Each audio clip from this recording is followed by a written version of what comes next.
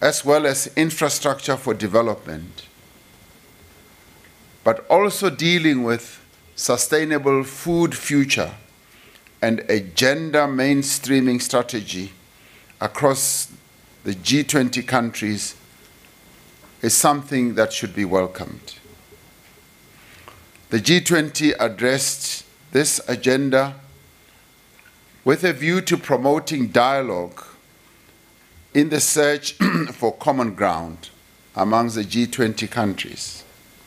And building consensus was the most important issue that underpinned the discussions that ensued. And it was highlighted as an issue that requires commitment of society as a whole.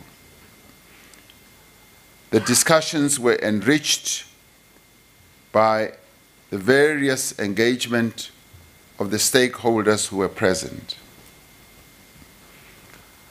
And as the discussions went on, there was recognition of the fact that there has been strong global economic growth, while recognizing that this economic growth has been increasingly less synchronized between countries, and some of the key risks that a number of countries are facing, including financial vulnerabilities and geopolitical concerns, are matters that need to be addressed. It also noted the trade issues that are a current matter of discussion around the world. But in this, there was strong affirmation to the pledge that we should use policy tools to achieve strong, sustainable, balanced, and inclusive growth, but also safeguard against the downward risks by stepping up the dialogue that needs to take place amongst all role players so that there can be more increased confidence in the economic growth that the world so needs. Issues such as monetary policy were highlighted as important issues that need to continue to support economic activity and ensure price stability. Fiscal policy was also touched on as an important area to rebuild buffers where needed, that they should be used flexibly and be growth-friendly, whilst ensuring public debt is put on a sustainable path. The BRICS countries held their own summit on the sidelines of the G20 summit and were able to renew the bonds that exist between the BRICS countries, but were also able in that meeting on the sidelines of the G20 summit to reconfirm the commitment of the BRICS countries to the multilateral system, to continued cooperation amongst them as BRICS countries, and in many ways the meeting was used to strengthen and solidify the links between the BRICS countries. So as we meet here today, we are meeting on the back of a very fantastic meeting that took place amongst the BRICS leaders as they met in Argentina. And today, we can say that we carry that work that they've started forward.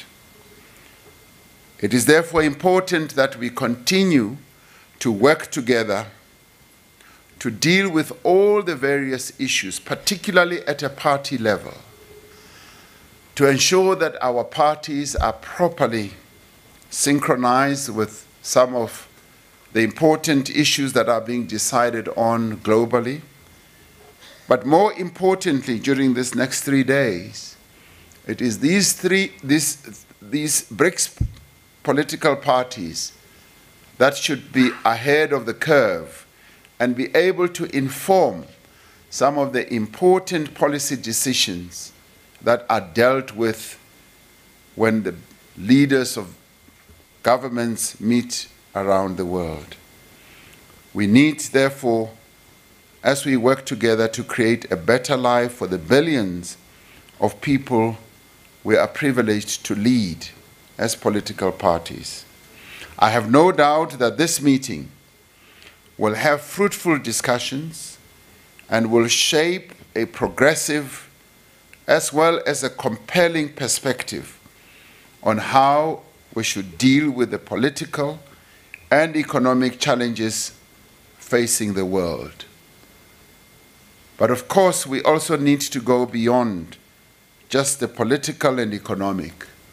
We need to deal with perhaps the most important part, the people-to-people linkages that we need to promote vigorously amongst ourselves as BRICS countries. In other words, our gathering here must inspire the people-to-people linkages that should start ensuing amongst the peoples of our countries as BRICS countries. At the BRICS summit that was held here in Johannesburg, particular attention was placed on this as the BRICS leaders felt that we needed to go beyond just the political and economic and felt that we need to strengthen the people-to-people linkages by also involving sports activities, cultural activities amongst our various countries, and have a very keen appreciation of each country's histories, cultures, arts, and all that. And it is these BRICS parties that are gathered here that can give life, that can give energy to this important aspect of what BRICS should stand for. I conclude by saying the BRICS formation is perhaps one of the most important formations that we have globally, because since its formation, it has been able to see real activity, real implementation of decisions, and it has gone way beyond what we had ever anticipated. So today, as we meet here as political parties, let us also go beyond what we had anticipated. This meeting is a great inspiration to our peoples around our 5 countries. Let us live up to the challenge and give them hope and give them confidence in the ability of our 5 countries to work together to create a better world and a better world order. Thank you very much.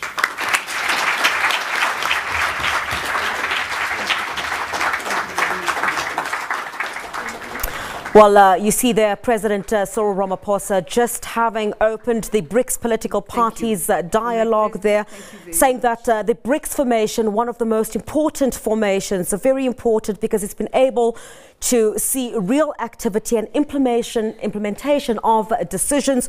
Also saying that the gathering is also meant to inspire people-to-people relations between the countries by using things like the arts and sports to enhance those people-to-people relations between these BRICS countries. Trade issues, of course, one of the things that is expected to take center stage between these countries, which is expected to feature quite highly. And given that you have these political parties from the BRICS nations that have come together, it is quite inspiring, some would say, because they would then have the ability to influence the governments in their countries to implement decisions that actually affect the ordinary people of these countries.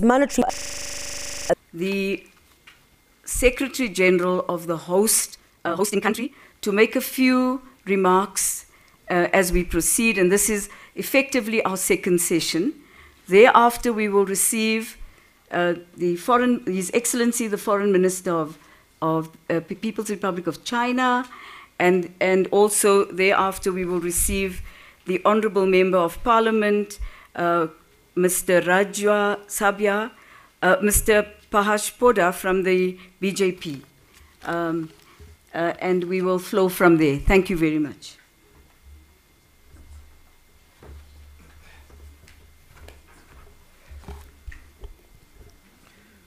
Well, thank you, Program Director, Comrade Deputy Secretary General Jesse Duarte,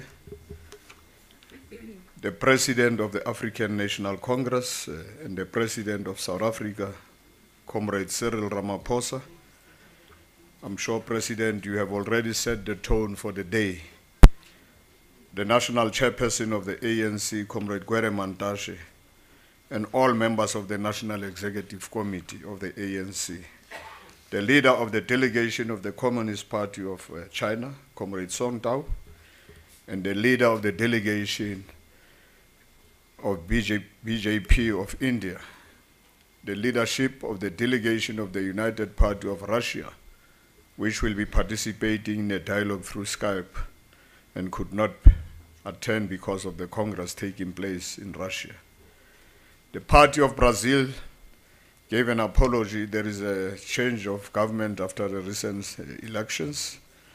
And the leader of the delegations of the founding members of BRICS, the Workers' Party of Brazil, Comrade Senator Hoffman, and the leader of the delegation of the founding member of BRICS, the Indian National Congress.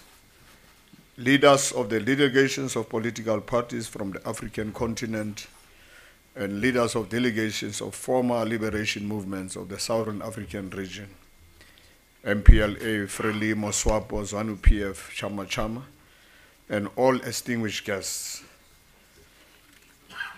Leaders of our delegations from all our leagues, from former liberation movements of the South African region, the veterans, women and young people, and leaders of delegations of political parties from Latin America region, Middle East region, and Far East region.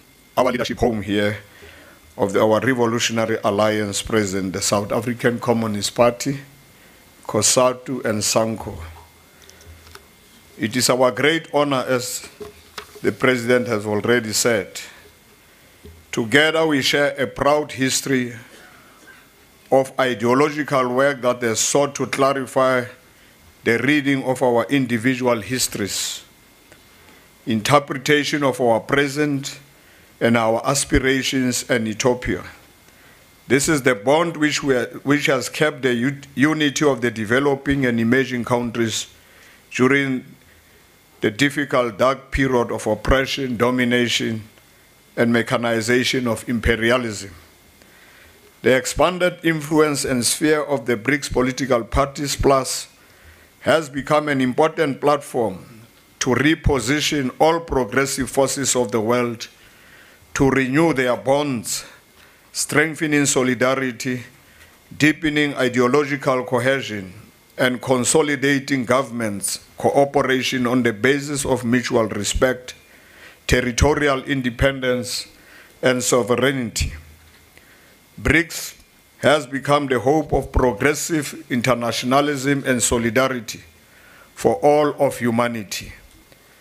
The momentum resonates with the spirit of South-to-South cooperation of the historic Afro-Asian Solidarity Conference held during the year 1955 in Bandung, Indonesia, of ensuring that the progressive of humanity continues to be a powerhouse within the arena of the global socio-economic relations.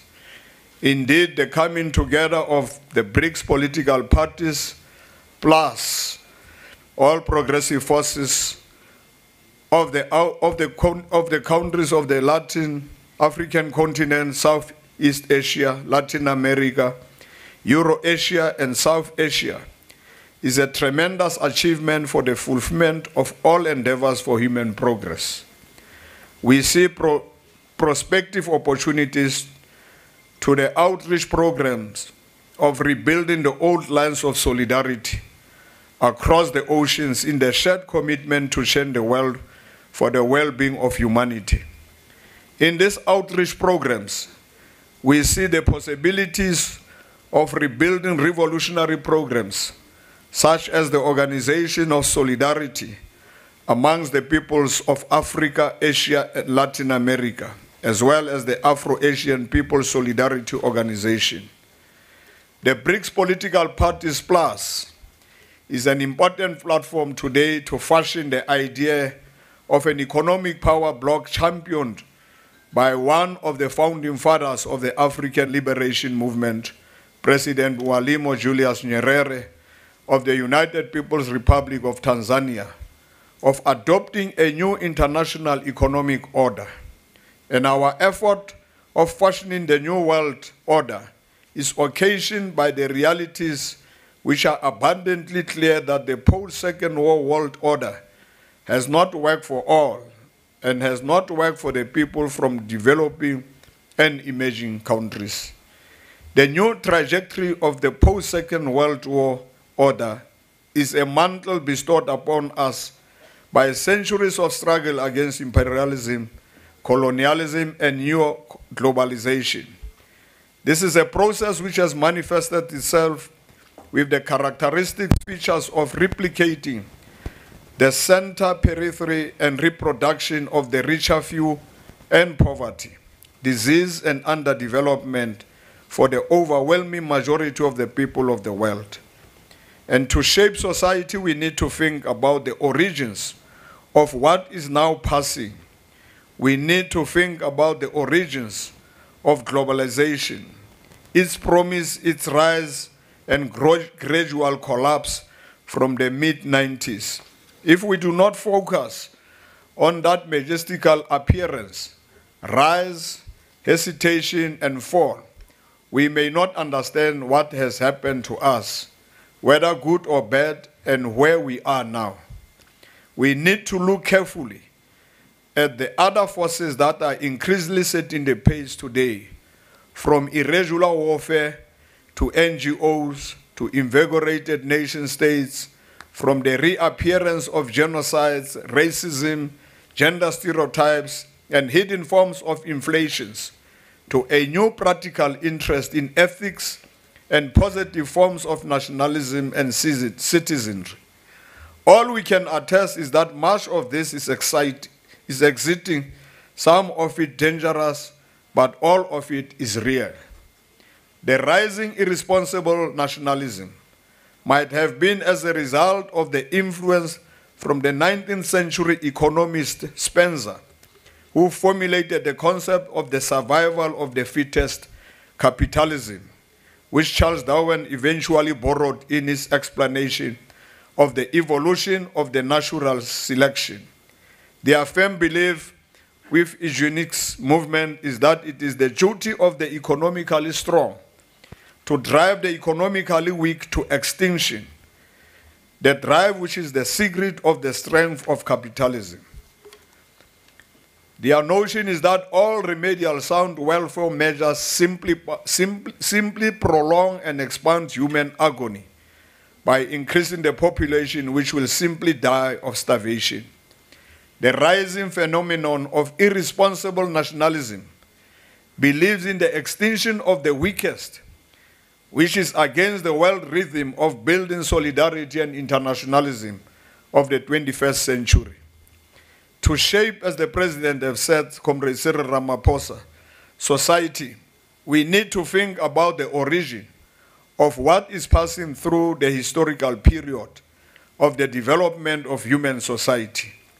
We have to wake ourselves from the doldrums of the dangers of some of the irresponsible nationalisms spearheaded by some of the powerful economies of the world. The world is confronted by the wave of irresponsible nationalism, which seeks to undermine the order of things. Therefore, delegates, it is our task to build a global trade freed of narrow nationalism, interest, and inhibiting regulations to derive more value-added export. Such balanced trade between nation states will in turn unleash broad economic tide of growth for the mutual benefit of all our people. The tidal wave will in turn rise all ships, including that of the poor, whether it's in the developed or developing world. At the same time, as society evolves through the stages of development, there are swift changes which are equally impacting on its political, social, and economic structure. An unseen and fearful revolution taking place in the fiber and the structure of society. And in today's realities of the world, the nation states cannot wish away the global markets, and equally global markets cannot wish away the nation states. What is there to manage the potential friction of the two for maximum output and outcome? Therefore, we are gathered here to appreciate each other's competitive advantages and not to complain about each economic potential. Ours is to facilitate trade for the maximum benefit of the majority of the people of the world. The two have been collaborating harmoniously alongside each other over centuries of human civilization. And the harmonious relationship of the market forces and the nation state is the best form of pragmatism. Our struggle into the new era of the fourth industrial revolution is amongst the important birthmarks of a society in the making. And the future of our ideal society is at the mountain peak, and we have to carry one another to the mountain top with all the magnitude of our determination to create a better world for all. It is for the best interest of the future generations to renew our bonds of solidarity and internationalism in this hostile world dominated by the greed of capitalism. There is a growing offensive to undermine the progressive movement across the world, especially in the former colonies and semi-colonies. Therefore, our task in conclusion is to strengthen our people-to-people relations, as the President has said, and share our experience and lessons on how to build the capacity of our movements to respond to the challenges of our time. I therefore take this opportunity to make a plea and call to all of us as progressive forces around the globe to continue struggling and making sure that in solidarity, we support all progressive forces across the globe. We also call for the immediate end of the decade-long economic blockade against the people of Cuba. The blockade is a crime against humanity. Our struggle is also about solidarity with the oppressed people of the world, especially the people of Palestine and Sahrawi people. To achieve this ideal milestone, we have to work for the transformation of the multilateral institutions, such as the Security Council, World Bank, International Monetary Fund, World Health Organization, World Food Organization, and other related institutions. This is the only meaningful way to build a world of peace and prosperity. We hope you will have a fruitful deliberations during this 3 days dialogue. We hope you will enjoy our warm reception and the beautiful Ubuntu of the people of South Africa. Productivity is generated by knowledge, information, and powered by information technology. I thank you.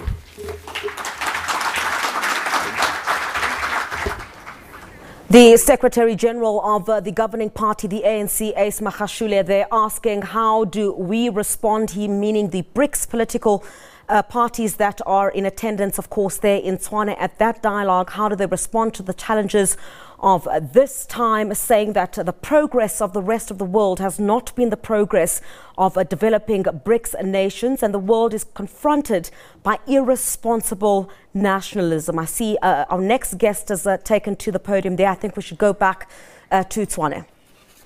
阁下，尊敬的各国政党领导人、女士们、先生们、朋友们，大家上午好！非常高兴出席在美丽的茨瓦内举办的第2届金专家政党对话。首先，我代表中国共产党对此次对话会的举办表示热烈的祝贺，对拉马福萨总统和南非非国大为会议召开所做的努力和周到的安排。 Well, we'll come out of that BRICS political party dialogue. We'll 经专家政党对话，受到与会代表的普遍欢迎，也得到当年9月召。 meeting for the participants and had been fully recognized by the BRICS summit held in September the same year. It was laid down in the chairman's statement following that political parties dialogue that the similar events ought to be continued. We are so happy to see that a second dialogue has taken place now, thanks to the active work of the ANC, which is an important step towards institutionalizing the BRICS dialogue. The importance attached to our relations of dialogue and cooperation by the ANC, who brings to the year of the BRICS to a successful ending. The theme of this year's dialogue is towards building a common agenda, inclusive development and multilateralism in the fourth industrial revolution. It coincides with the theme of this year's BRICS summit of the BRICS held last July, which is dovetailed to the current situation and concerns of the world. General Secretary of the Central Committee of the CPC and the Chinese President emphasized during the Johannesburg summit that we are experiencing another revolution in science, technology, and industry, which is greater in scope and depth.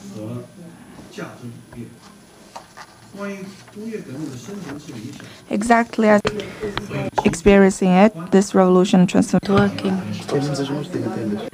drastically changing the first industrial revolutions injected new impetus into the world economy.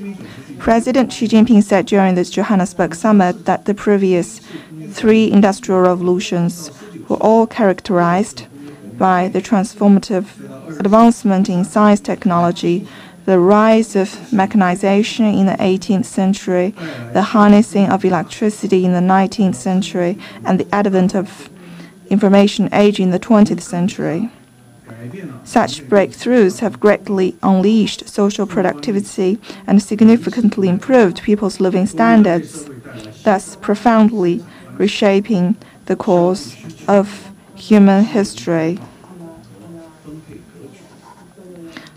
Each one of these industrial revolutions brought to human society new ways of production, consumer demand, structure of resource development and distribution, and brought new driving forces to world economy.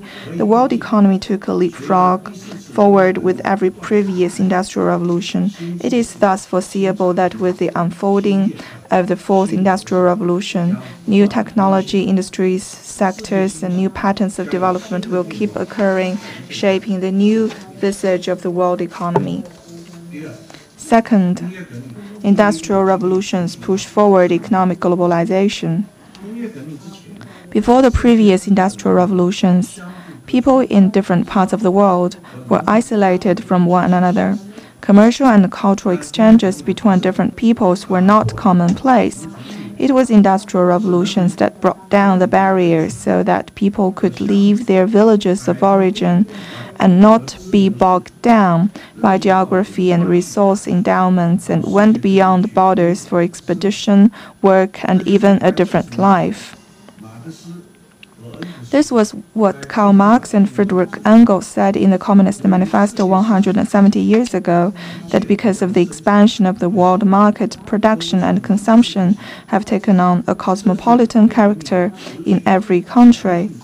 The sustained and strong driving force of the industrial revolutions allowed the economic globalization to go further and further and become a trend that is not upheld by the will of any individual. General Secretary Xi Jinping said, "Economic globalization is a necessary part of the development of humanity."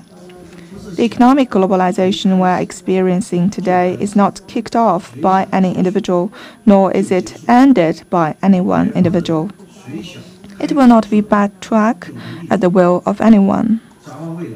Looking into the future, the fourth industrial revolution has made countries around the world more interdependent and has knitted a closer community with a shared future, so that the globalization will be more inclusive, balanced, and open.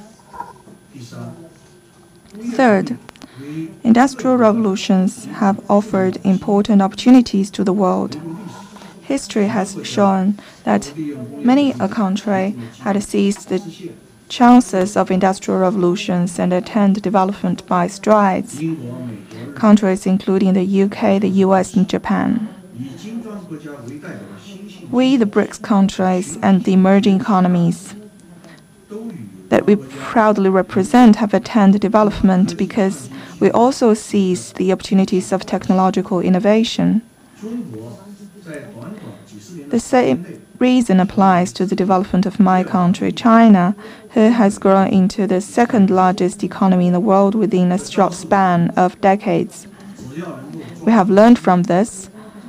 So long as one can seize the chance, be brave enough to embrace innovation, make full use of the advantage as a late mover, a developing country may catch up all the same. Fourth, industrial revolutions have brought profound transformations to party politics. Along with each industrialization came a profound transformation of the society. In particular, the achievements of each industrial revolution have provided political parties of different countries more advanced tools for political mobilization, organization, and coordination, and for political campaign both at home and abroad. Remember the politicians who traveled by train to meet voters and made televised campaign speeches? Now they propagate their party's ideas through the internet and the mobile networks, and even tweet or Facebook their messages and ask voters for opinions. Such changes are enormous to say the least, and their domestic and international impact is huge. Any political party who fail to understand and make use of the nature of the internet would fail to govern in the long run. How to make sure that the achievements of this industrial revolution is best utilized and their risks and challenges are faced is a major question that political parties need to think and give answers to. Dear colleagues, our world today is undergoing a new round of major development, transformation, and adjustment. As the tide of globalization surges forward, protectionism, unilateralism have also cast a shadow over the world economy. While new technological revolution and industrial transformation are in the pipeline, the transition from the old to the new driving force has not completed. The alignment of forces is undergoing profound transformation, but there has not been a fundamental break of imbalance of development. Despite the acceleration of change in global governance, backward governance remains a protruding challenge. Faced with the major transformations unseen in the past century, we need to grasp the general trend and pattern of development, be confident and tide over together. Political parties are the makers of domestic and foreign policies, champions of public opinion, and an important driving force for human civilizations. We, the political parties, share important responsibilities in providing leadership of our times, seizing opportunities, eradicate global peace deficit, development deficit, and governance deficit. Towards that end, may I propose the following. First, persist in openness and cooperation and oppose protectionism. Openness brings strength and prosperity, and reclusiveness leads to backwardness. Such is the law of history, not changed by individual will. General Secretary Xi Jinping said, openness and cooperation will foster steady global recovery and will remain essential for continued human progress. And protectionism and unilateralism will not resolve the problems, but will even add to the uncertainty of the world economy. History has shown to us that only when we persist in openness and cooperation can we have access to more opportunities of development and also more space of development. Faced with all kinds of trends against globalization, we need to be better poised so that we join effort to promote grand cause of openness and cooperation. And the second is to persist in multilateral coordination and oppose unilateralism. Our work today is not short of problems of a global nature. Strengthening international multilateral coordination is the call of the times. Rules should be formulated by the international community, not in a might is right way.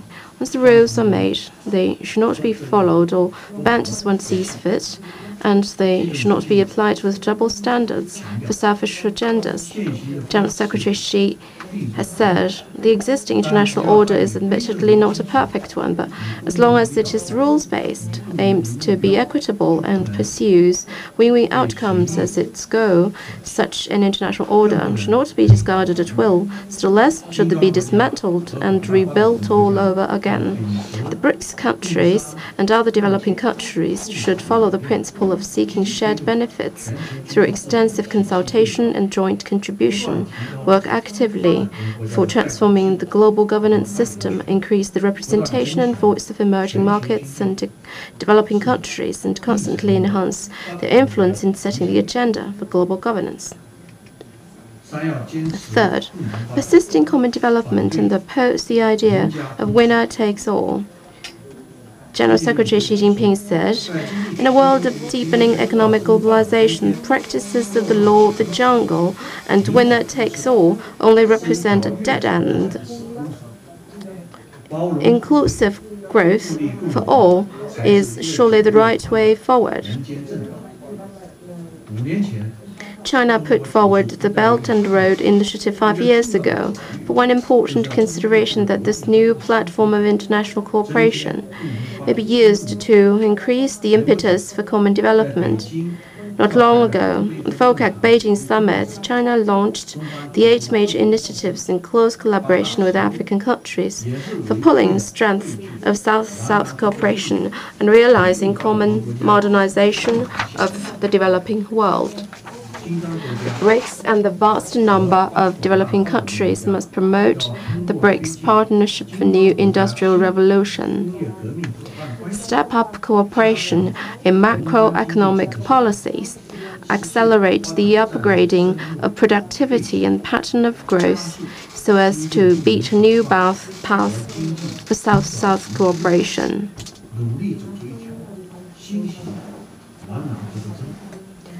Fourth, persist in exchanges and dialogue and oppose hegemony. Everyone has his or her fair share of strength and weakness. As General Secretary Xi pointed out, it is important that countries learn from one another and benefit from the achievements in civilizations of other countries and nations. Only in this way can we paint a beautiful future for humanity. As the Chinese saying goes, the ocean is vast because it rejects no rivers. The mountain is tall because it rejects no soil. The unity and development of the BRICS countries is the result of our mutual inclusiveness, exchanges, mutual learning, and cooperation for win-win results. Different institutions of the BRICS have played their respective unique roles in attaining such results. Because of the special function of political parties, our dialogue today has played an important role.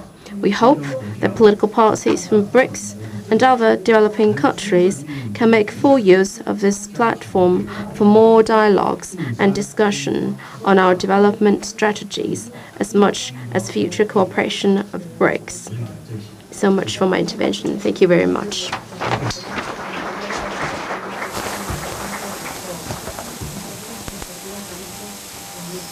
Thank you. Very important message that hopefully we've all taken heed of. Inclusivity and mutual prosperity in the context of technology-driven fourth industrial revolution and growth, as well as our determination to continue to work together to strengthen multilateralism and the rule of law in international relations, and to promote a fair, just, equitable, democratic, and representative international order. It is now my honor to invite to the podium the Honorable Mahesh Poddar, a member of Parliament for the BJP party in India.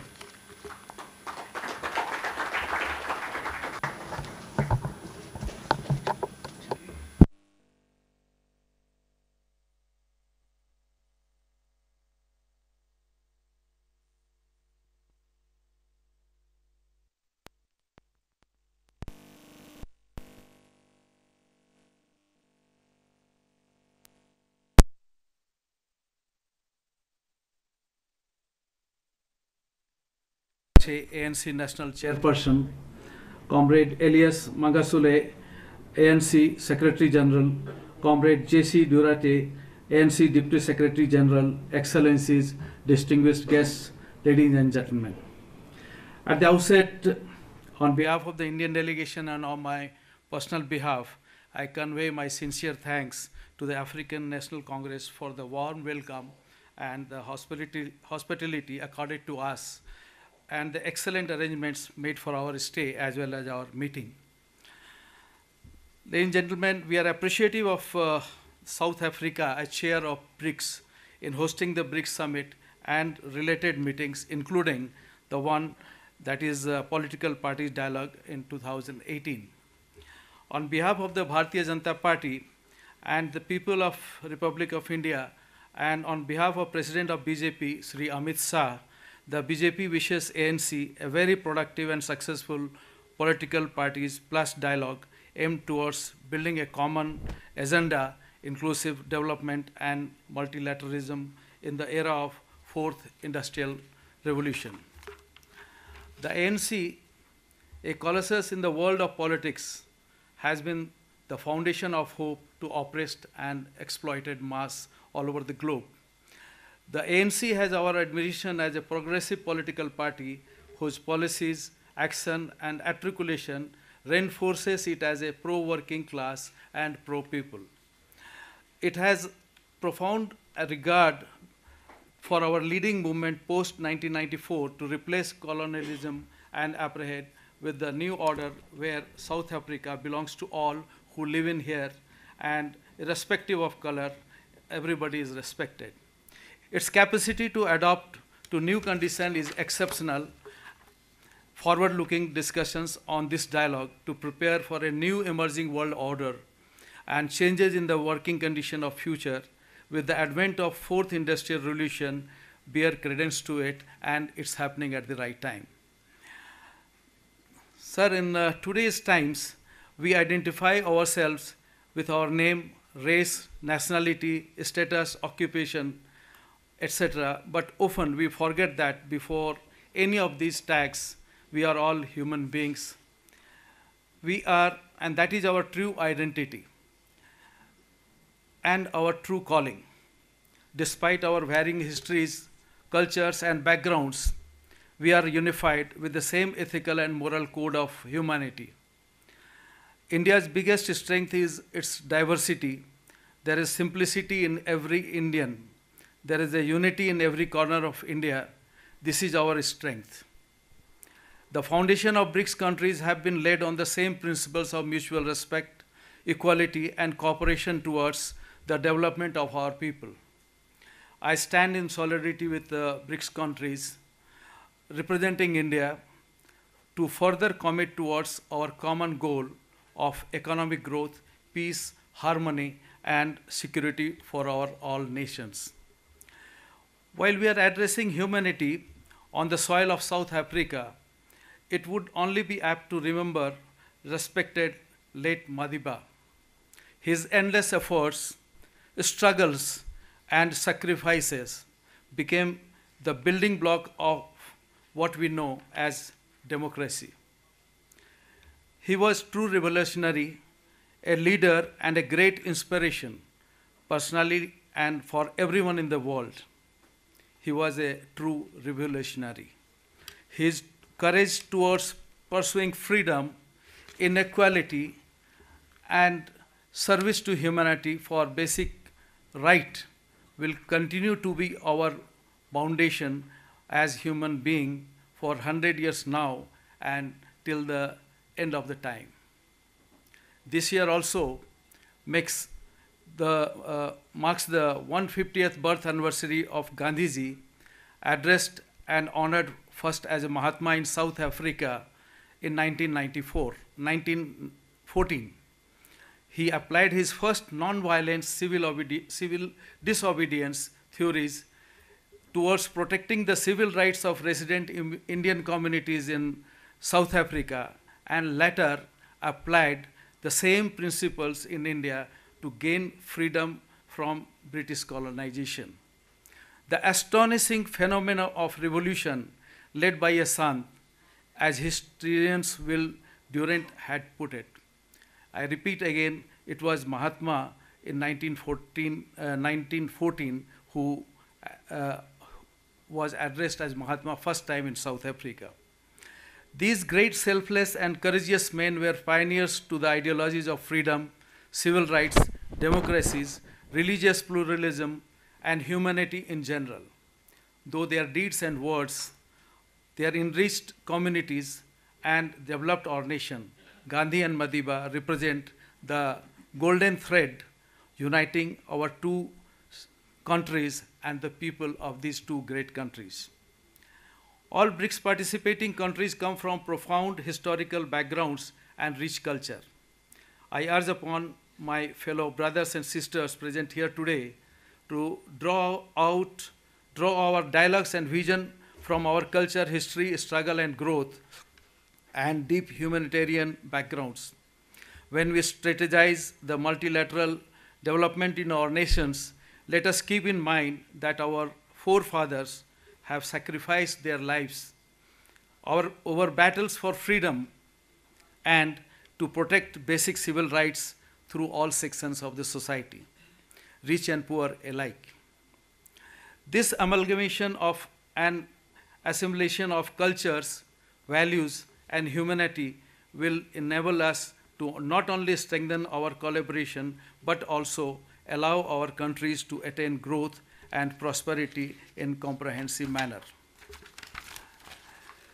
India values and appreciates the progress made in enhancing BRICS political exchanges. In this regard, meetings between our heads of state, government foreign ministers, national security advisors, and the special messengers from Middle East have made important contribution. This dialogue among political parties is another positive step in facilitating understanding of our respective political ideologies and sharing worldviews from the perspective of political parties. Ladies and gentlemen, the Prime Minister Narendra Modi, in his formidable words, has meticulously highlighted the importance of BRICS. He says, BRICS acts as a vital pillar of hope for this world full of potential challenges, safety-related challenges, and economic challenges. Taking cue from his inspiring leadership and impressive initiatives to ensuring that every citizen of India, irrespective of his or her social status, is guaranteed of the minimum a place to call home, regular water supply, an electricity connection, and free health care. Let us attempt to encourage an environment of peace as well as economic and political stability for our nations to thrive in. Our solidarity and respect towards humanity will give us credibility and power to make positive changes and to create better prospective lives for our generations to follow. As Prime Minister has said, BRICS countries have been contributing to global sustainability and development. We have played an important role in shaping the economic and political structure of the world. we have made significant contributions in making the architecture of global economic governance more representative and democratic, and we will continue to work further in this direction.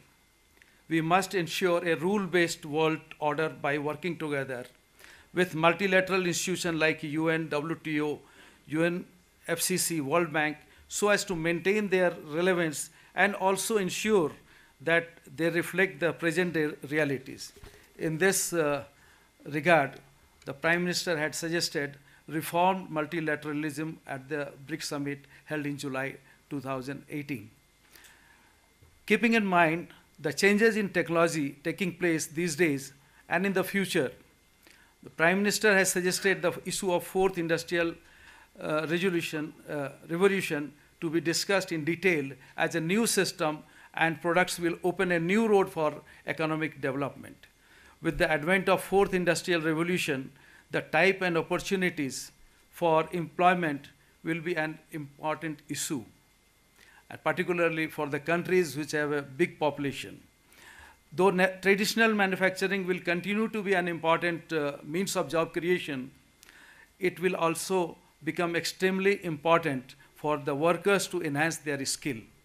Inclusion of topics like fourth industrial revolution, inclusive economic development, and ways and means to ensure peace and security would enrich the discussion and shared development across the continents. India looks forward to cooperate with BRICS countries in the new industrial revolution. And in the end, I am sure, as wished by His Excellency President Ramaphosa, the outcome out of this dialogue will be more than and better than expected. With this, thank you very much.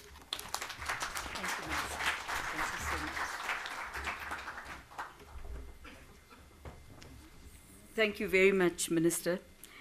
It is now my pleasure and honor to invite to the podium, and we are remaining in India for a while, Comrade Bhubaneswar Kalita, an MP and the Chief Whip of the Congress Party of the Indian National Congress.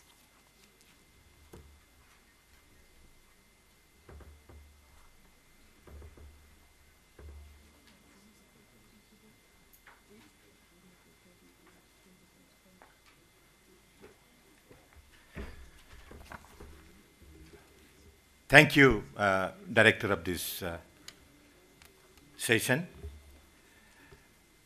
His Excellency President Cyril Ramaphosa, distinguished guests, distinguished leaders sitting in the dais, comrades, ladies and gentlemen.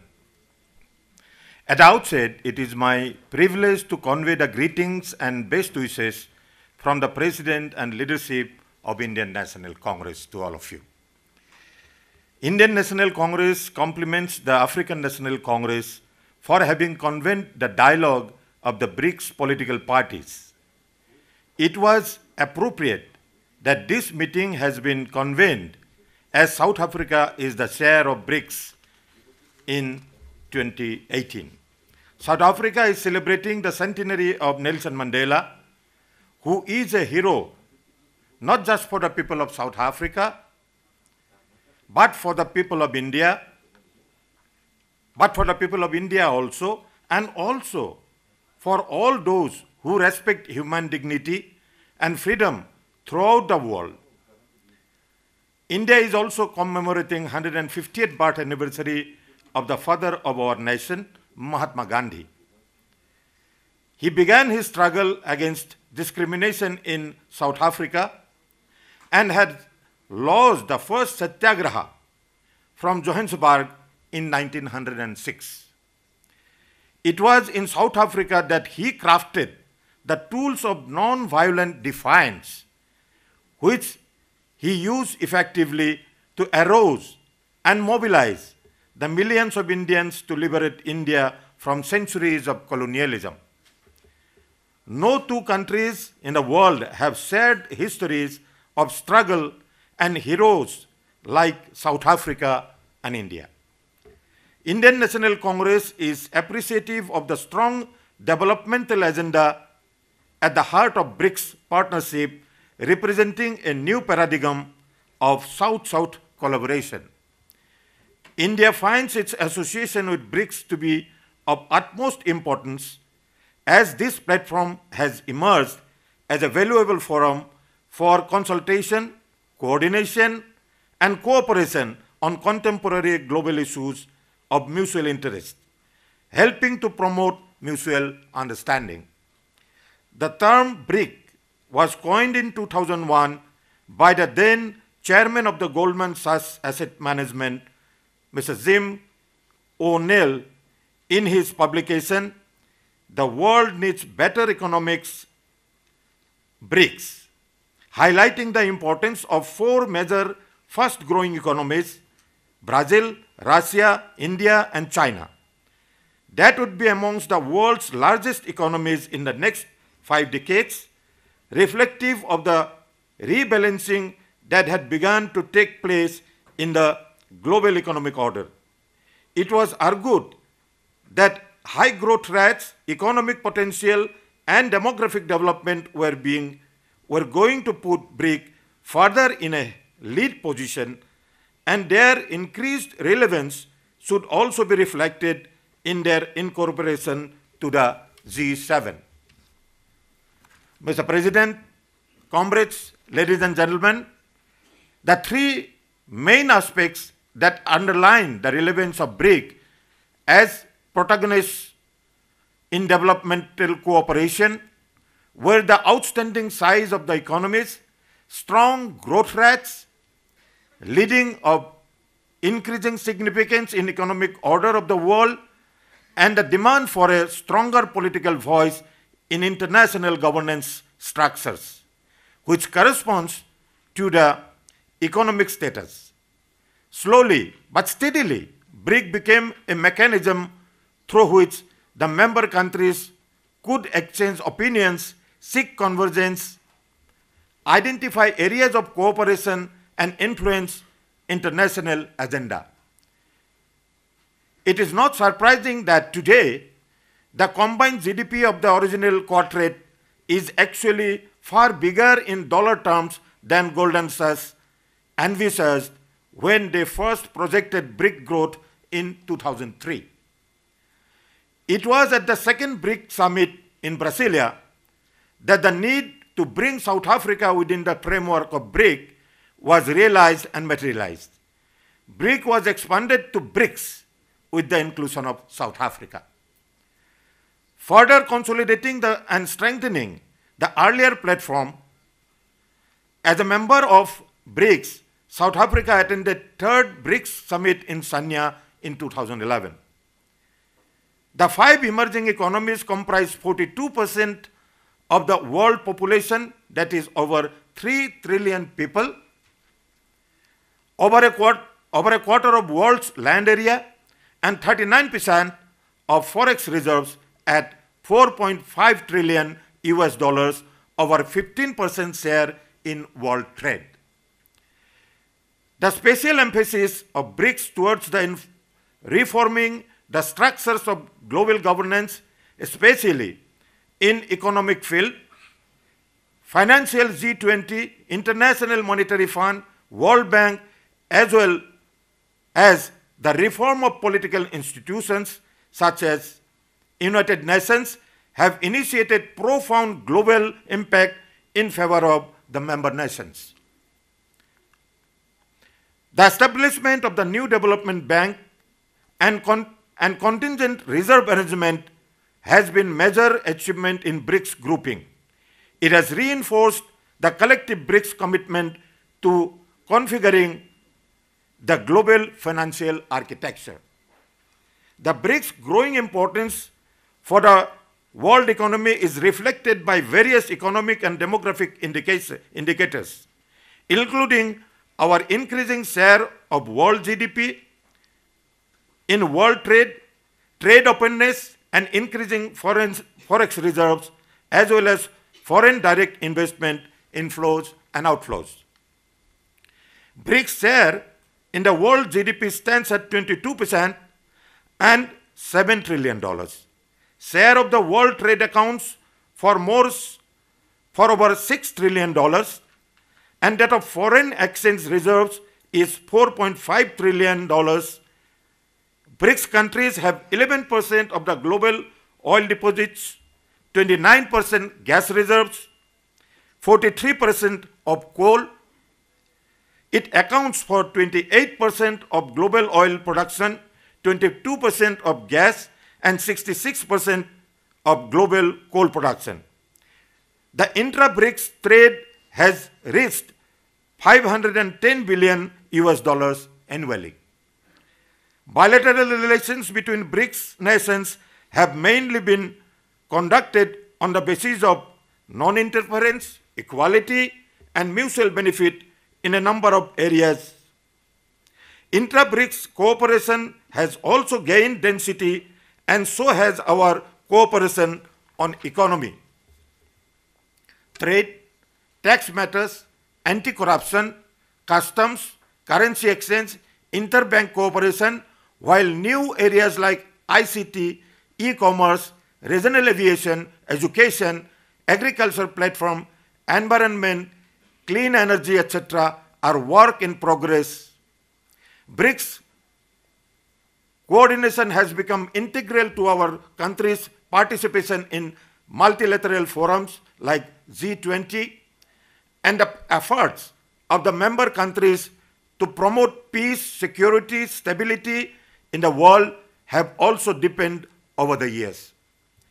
India became the chair of BRICS for the first time in 2012. The then Prime Minister, Dr. Manmohan Singh, said, and I quote, "It would be equally useful, though, to encourage collaboration between institutions of BRICS countries, because our experience and solutions will have relevance for each other, particularly in areas like energy, food security, education, healthcare, sustainable development, and IT-enabled public services," unquote. The main agenda for the 4th BRICS Summit held in New Delhi was the creation of a new development bank. The idea for setting up such a bank was to put forward by India as a sign of firming the power of group and increasing its influence in global decision making. The aims of the bank were to fund development and infrastructure projects in developing and least developed countries, lending during global financial crises such as the Eurozone crisis, and issuing convertible debt which could be bought by the central banks of all the member states and hence act as a vessel for risk sharing. The establishment of new development bank became a reality when the adoption of the same was ratified in the next summit in Durban. Second time, India held the chairmanship from 15 February until 31st December 2016. This time, the theme of the India's BRICS chairmanship was building responsive, inclusive, and collective solutions. India adopted five-pronged approach: institution building to further deepen and sustain BRICS cooperation, implementation of the decisions flowing from previous summits, integrating and tapping synergies among the existing cooperation mechanisms, innovation, that is, new cooperation mechanisms on the G2G, track to B2B, P2P levels to tap the potential of BRICS cooperation. And number 5, continuity, that is, continuation of mutually agreed existing BRICS cooperation mechanisms. More than 120 meetings, events were held during India's BRICS chairmanship across cities and states of India to enhance people-to-people engagement. The outcomes of the summit included the Goa Declaration, in which BRICS leaders expressed strong sentiments on terrorism. In addition, the Memorandum of Understanding for establishing a BRICS Agriculture Research Platform, the MOU on mutual cooperation between diplomatic academies, MOU amongst BRICS Development Cooperation Committee were signed during the summit. India's chairmanship introduced initiatives for greater B2B and P2P linkages among BRICS countries, such as BRICS Women Parliamentarians Forum, BRICS Under-17 Football Tournament, BRICS Trade Fair, BRICS Film Festival, BRICS Convention on Tourism, BRICS Digital Conclave, BRICS Wellness and Traditional Medicine Knowledge Forums, and BRICS Youth Scientist Conclave. South Africa assumed BRICS chairmanship at the beginning of 2018 with the intention of carrying forward programmatic continuity between the past chairmanships and its own. Its priorities include peacekeeping, socio-economic empowerment of women, health and vaccines, inclusive growth, sustainable development, infrastructure, fourth industrial revolution, etc. The establishment of a vaccine research platform for collaboration with BRICS vaccine innovation and development partners, establishment of a BRICS Gender and Women Forum, establishment of a working group on peacekeeping, leveraging the strategy for BRICS economic partnership was linked to the fourth industrial revolution. Establishment of BRICS Foreign Ministries Spokespersons Forum, establishment of BRICS Tourism Cooperation Mechanism, establishment of BRICS Network of Science Parks, establishment of Technology Business Incubators, and establishment of BRICS Forum on Governance have also been prioritized. India has already given full support to the listed priorities. Mr. President, comrades, ladies and gentlemen, we live in a world full of uncertainties and challenges. There remain unresolved conflicts in different regions of the world. Although this group overturns the present geopolitical balance entirely and sets a new direction for the growth of international trade and economy by offering to replace the existing solutions with a new global order, much potential needs to be tapped in areas of interest to all countries. Many efforts need to be consolidated to realize their full benefits. Many new areas of cooperation need to be exploited and explored, and many old challenges and problems need to be resolved. There is a genuine need of improvement on social indices in all our countries. The Russian Federation ranks the highest on Human Development Index at 48. But South Africa and India are ranking 119 and 131 respectively. Some other countries and some other challenges that seem to be looming large are poverty, employment, complex e-commerce ecosystem, rising conflicts and tensions, old fissures and new fault lines, etc. Equally, a matter of concern is growing protectionism and trade wars, which threaten global cooperation and multilateralism.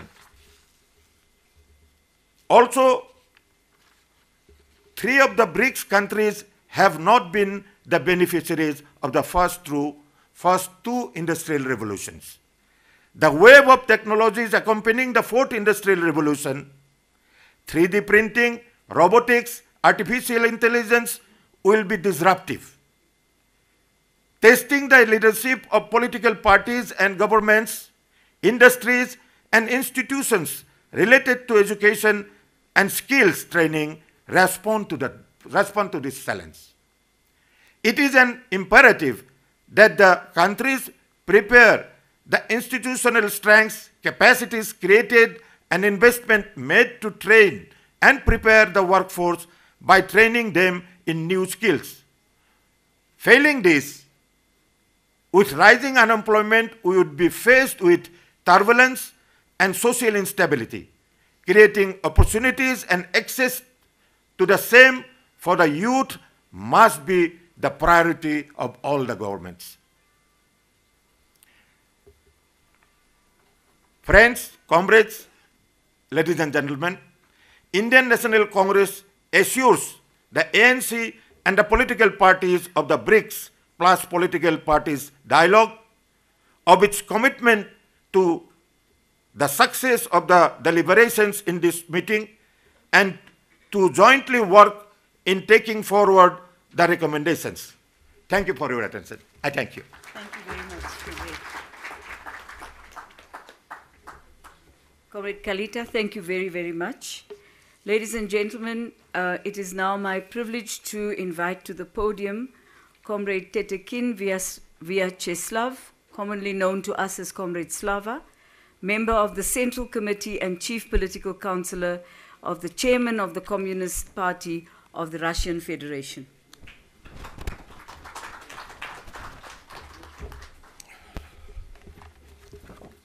Dear comrades, I fear that I won't be as eloquent as my predecessor.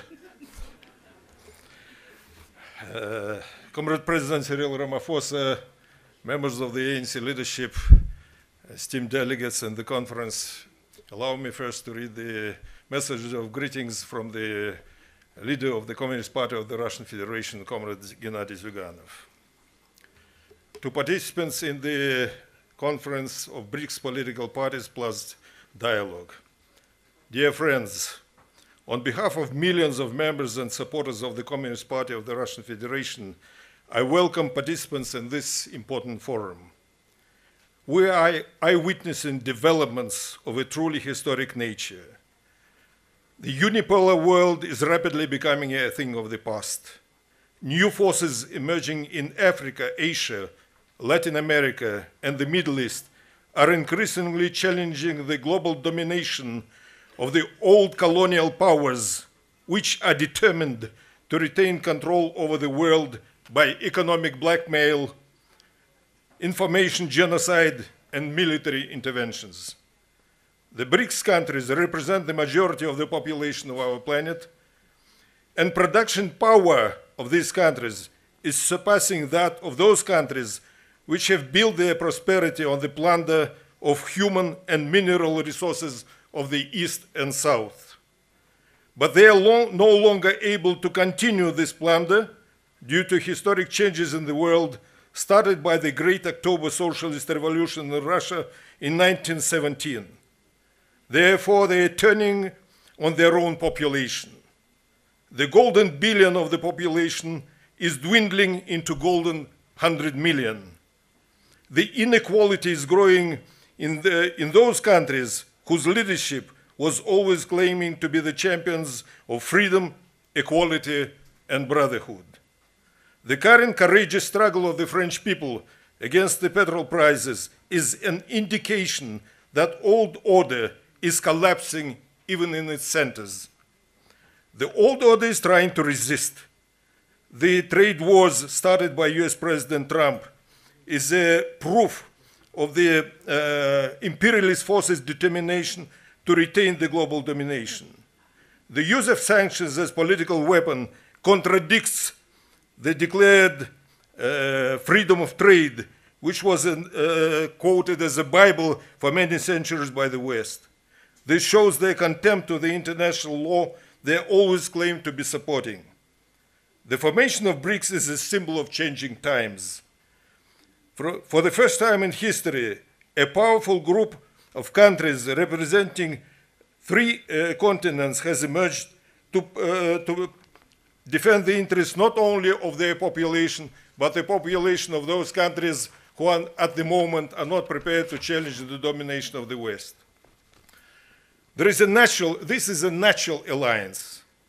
Russia is historically connected with China, India, and South Africa by decades of common struggle against colonialism and subjugation. Brazil is an important partner of our country since the time when Latin America stopped to be the backyard of the United States of America. The Communist Party of the Russian Federation, together with all the communist and workers' parties of the world, was always at the forefront of the struggle against the unipolar world for free and equal development of all countries of our planet. Wish the conference success in its deliberations and believe that the results of this important forum will be a major step towards the liberation of mankind from the vestiges of neocolonialism and will serve as a guiding star on the road to universal peace and prosperity. Gennady Zyuganov, Chairman of the Central Committee, Communist Party of the Russian Federation. Dear comrades, allow me to make a few remarks in my personal behalf. First of all, I wanted to express condolences to the African National Congress and the entire South African people on passing away of Comrade Mendy Msimang. He was a great revolutionary figure, and he was a great friend of our country and my personal friend. We shall be missing Comrade Mendy. Hamba Kahli, Uncle Mendy.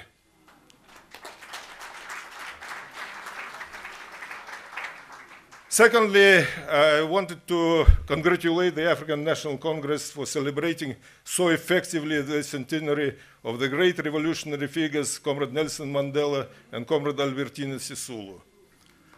We don't need to say to anybody the importance and the greatness of these people, but the mere fact that they are here with us, their images are here with us at this stage, shows the determination of the ANC leadership and the ANC government to pursue further and most effectively the radical economic transformation which was declared here. So that's a great, very important symbol. As to the topic of the conference, I would like to make only one remark. I wish to say that the strategy of those who want to retain the unipolar world is changing. The weapon of military intervention is losing its effectiveness. They didn't achieve their objectives by invading Afghanistan and Iraq. And the heroic struggle of the Syrian people shows the limits of the military interventions. Hence the increased use of economic sanctions as the main political weapon to subjugate those countries and nations which resist the global domination. We're eyewitnessing the increased sanctions pressure on China. And we're seeing that India is being threatened with sanctions for wanting to buy sophisticated Russian anti-aircraft weapons. And Russia is one of the main subjects of these economic sanctions.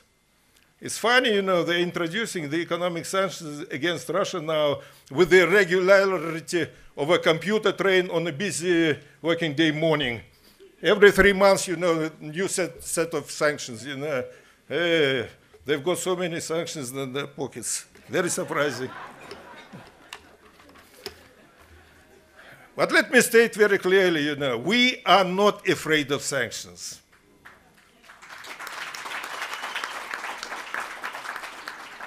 There are people in Russia who are saying the more sanctions and the longer, the better for us. Because the sanctions are making us stronger. You know, the Western world is committing one strategic mistake. I shouldn't have warned them about that, but it's too late for them to change the strategy. For 3 decades, we're applying very effective strategy of suffocating Russia in friendly embrace. I call it anaconda strategy. You know, this snake, you know, takes over the person and squeezes until it's dead and is prepared to be swallowed. So that was the strategy they were using against Russia for 3 decades. And they thought that we are either dead or nearly dead. But we are alive. And we are strong. And the effectiveness of our support to the legitimate government of Syria and they're combating the international terrorism, and it's a very effective assistance, I must say, shows that we are strong enough. Hence, they're applying more and more sanctions. But while they make this emphasis on sanctions, this makes us make an increasing effort on education, industrialization, science and technology, arts and culture. So there are very, very positive aspects about these sanctions, I must admit. Some of the people said that one of the American Secretary of State who started the sanctions, Kerry is the name, should have been built a monument on the Red Square to citizen Kerry, from the grateful Russians. Here in Southern Africa, the liberation movements were facing very difficult times. But you overcome the resistance of the powerful apartheid regime, and you defeated this regime of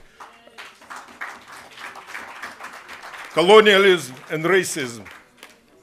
And you set a very strong, powerful example to the rest of the world. So South African revolution and the revolutions in Southern Africa is a very inspiring example how we must combat the imperialism. And the speeches which I've heard from the ANC President and Secretary General are very, very inspiring in this sense. And I must say that the words, the slogans of the liberation movements, a luta continua, a vitória certa, Amandla and Gaweto, are becoming the symbols of international resistance to global powers. Together, we shall win. I'm not very strong in arithmetics, probably, but for me, G5 is stronger and bigger than G7. Together, we shall win. Thank you very much indeed.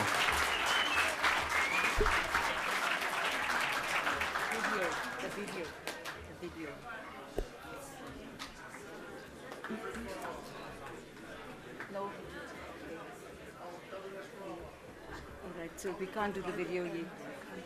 So at the end. Okay. Comrade Slava, thank you very much. Always the teacher, always correct, always positive. Amandla. It is now my honor to invite Senator Gleisi Hoffmann, the President of the Workers' Party of Brazil, to address us. Thank you.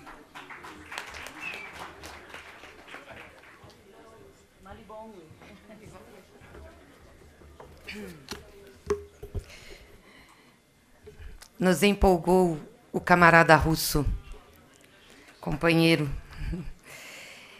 Senhor Presidente Cyril Ramaphosa, companheiros do Congresso Nacional Africano, que nos recebem neste diálogo entre os partidos.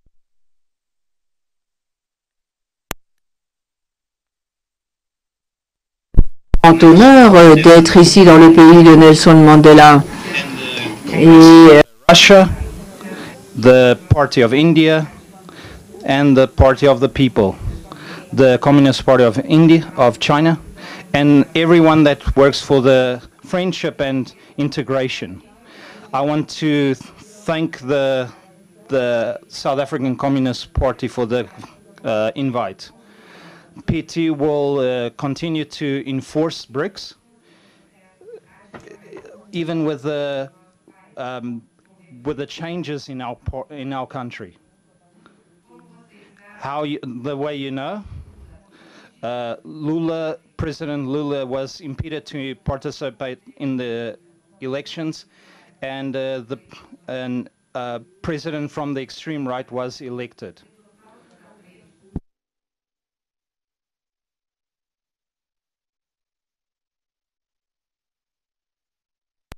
Dictation. He said that he will kill people, to kill at least 30,000 people, to clean the country of communists, and he defends torture. He also promised in an election campaign to imprison the running president. Also, he affirmed that the opposition on the left and its new government will have to choose between the following the law or prison. In a newspaper in Brazil, said, reported that a fraudulent scheme of fake news against the candidate of PT. That scheme, criminal and Steve Bannon, was decisive for Bolsonaro. That is confirmed by research facilities in Brazil. In the meantime, election parties didn't know this information. They didn't investigate the. They also didn't put the fraudulent conduct of the president. He also attacked indigenous women and black people, and used language that is aggressive, like Donald Trump. And he disregards the environment and the global warming.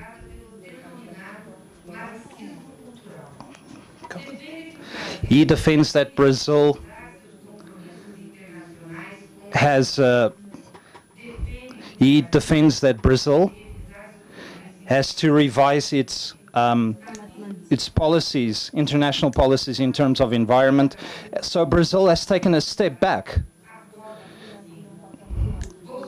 Bolsonaro also threatened to take Brazil out of the Paris Agreement, and also declared in his government the indigenous don't have space and don't have right to land. And the reserves of the Amazon is threatened. He also announced that those lands have to be open to agriculture and mining. In terms of this new posture of negligence, in terms of the environment, contrary to previous governments of Brazil and the deforestation of Amazon, this year the deforestation increased 40% in terms of last year. In terms of the weather has increased. The new government will give continuation to the government of 2016 that implements a model, and he will look for new ways to end political and social problems left by PT. This, what's happening in Brazil, is similar to regional processes of deconstruction in Latin America and restoration of harmony that came into being in the last decade. Comprometidos com a reimplantação, dessa vez mais radical, da agenda neoliberal e ortodoxa. Na Argentina, no Equador, no Peru, no Paraguai, no Chile, na maior parte da América Central. In the bigger part of Central America, that they would like to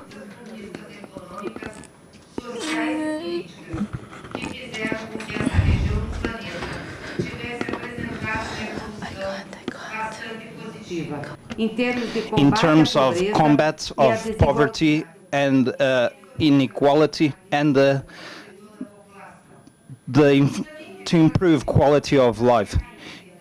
In terms of the region, in terms of political progress, important variant in this fight is against the movement of social movements,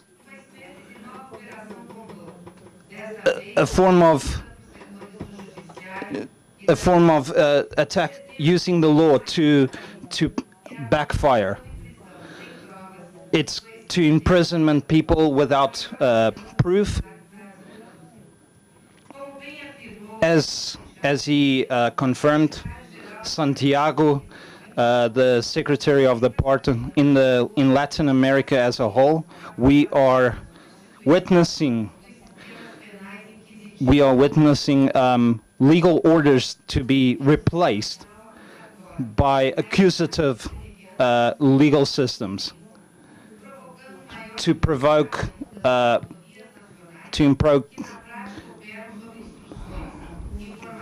informations and information from the United States. This information without proof and politicalization, it is managed by the United States in the internal affairs of Brazil.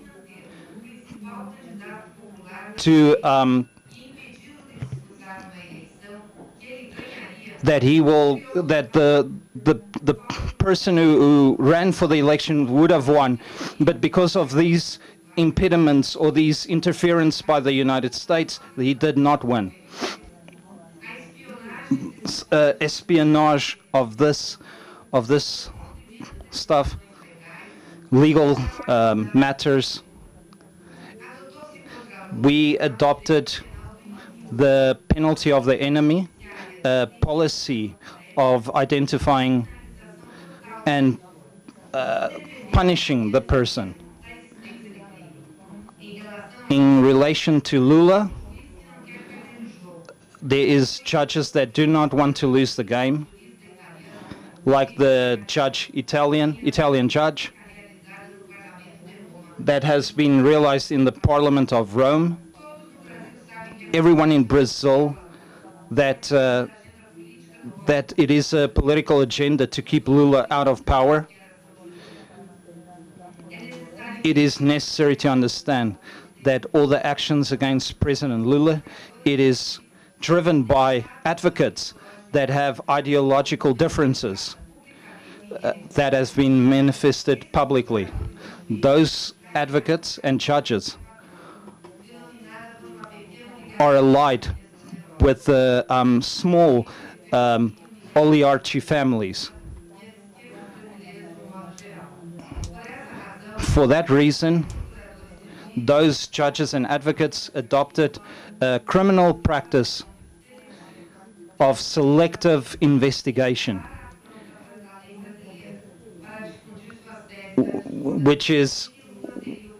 which drives their agendas, and that says that Lula would be bad for the country.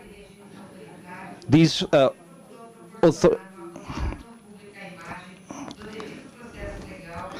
the legal process. Lula was accused of having an apartment that was never his, of reforming something that wasn't his, of property that he never won, the arm of the judicial system that processed Lula. The tactic of abusively using psychological torture. There is a clear political selectivity in Brazil when political. Mesmo sem provas materiais, como gravações e malas de. With material evidence and money, Lula is condemned, and I want to say that never had the protection. He always was on the right. But we can't accept is to not cover the ex-president with legal cover. But he can't be. He needs to have legal representation.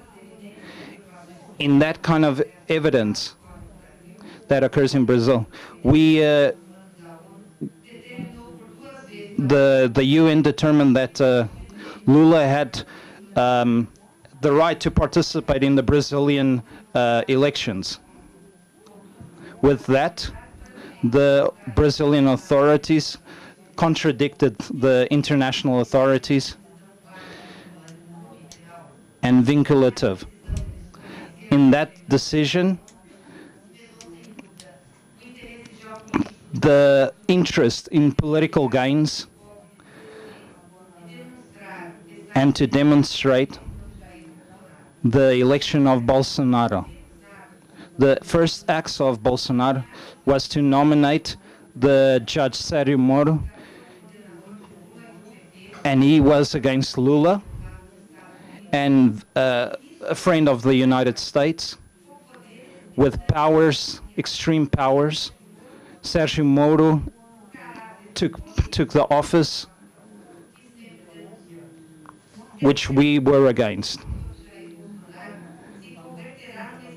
Jair Bolsonaro is a problem, international problem. Paulo Guedes is the new super minister of the economy. He lived in Chile in the 1980s.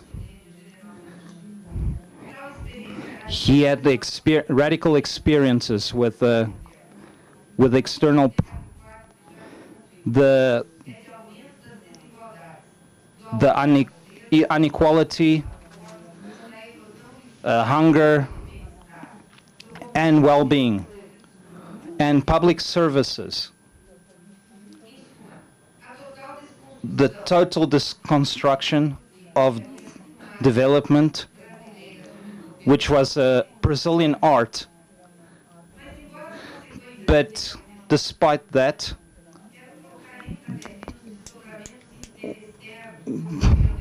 the Bolsonaro government made the following: nationalize Brazilian companies, inclusively of those that are in Amazon.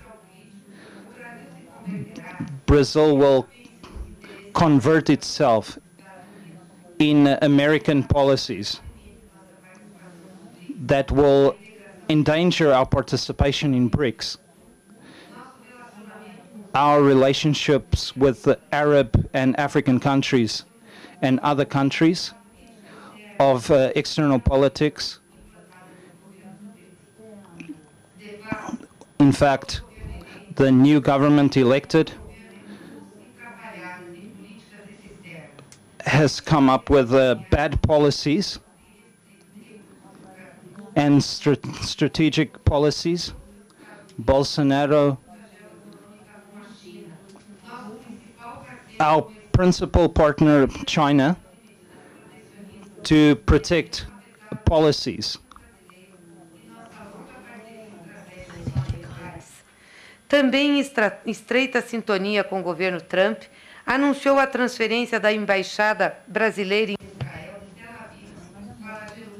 Aviv to Jerusalem.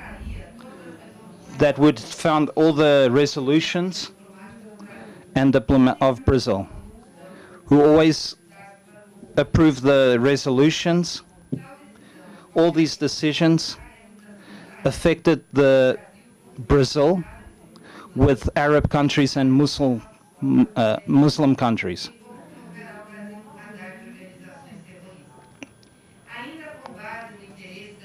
Also, with Trump's administration, they did away with unilaterally with that island and left them without assistance. 60 million Brazilians. The Super Minister Paulo Guedes and the Minister of Agriculture the new minister promised a few days ago, John Bolt was in Brazil, the enemy of multilateralism. He met with the president to discuss Cuba and Venezuela in terms of world power. There is no Bolsonaro will have negative effects on multilateralism and BRICS.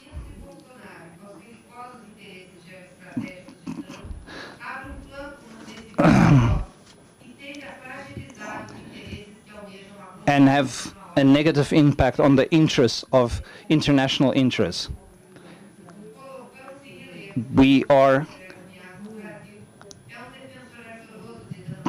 The new president of Brazil is in favor of our function in PT is to create a democratic front to combat all those adversaries. We believe that all the solidarity movements around the world can help us to Bolsonaro also is not only a threat to Brazil and Latin America, but also the world. Also multilateralism and inclusive and what he represents. We need the help of everyone in terms of development, peace and multilateralism. And we want to, the main objectives of BRICS will be liberated of illegalism, injustice, and illegal prison. Lula livre. Thank you. Obrigada, Senhora. Comrades and friends, we've got one. And that is the presentation from the United Russia Party. We'll take a 2-minute break so that the stage can be redesigned and the screen can be released.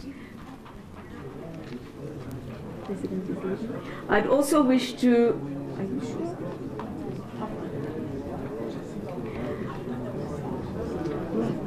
After. Yes, the president leaving now, but I haven't spoken to him because he's getting ready to leave. I don't know, getting different messages. Just clarify with me. No, I don't know what's going on. Go to him and just ask him. Please, I can't.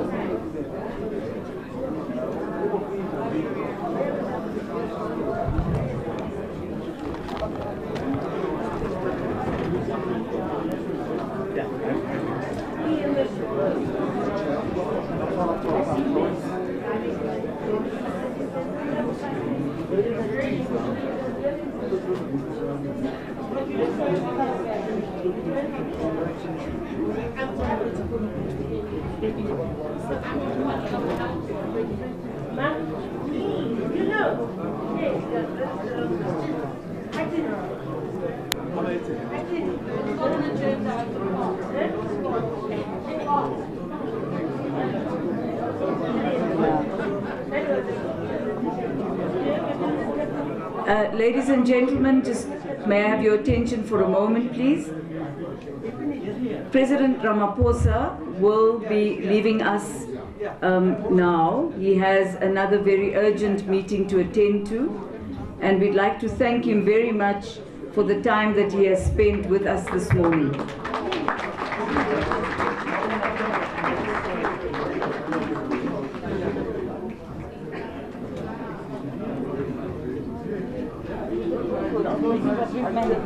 I'm now handing over co-presenter. Which one? It's not nice to use power. Very bad. Yo. And to the right wing. Yo. And to the right wing. To the right wing. Where's to the right wing? How are you? I'm fine. Yes. I'm fine, and you? Yes, I am, but it's being dealt with by the comrades who deal with those matters. We've left it with Comrade Zulu and the comrades who are dealing with communications. We know that there are issues, and the board will in all likelihood be dissolved. Yes. That's the latest we've got. No, but